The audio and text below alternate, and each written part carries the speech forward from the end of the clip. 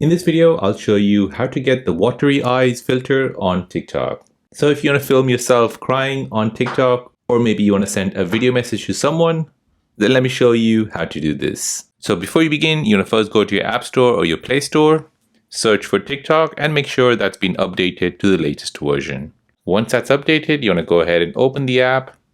Now in the app, you're tapping on search and you're searching for watery eyes filter. Now in the search results, you're looking for this filter here, watery eyes. Go ahead and tap on it.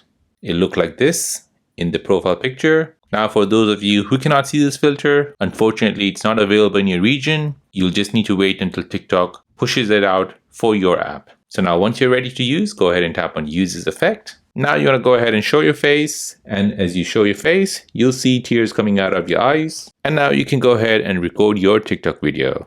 And there you go. That is how to get the watery eyes filter on TikTok.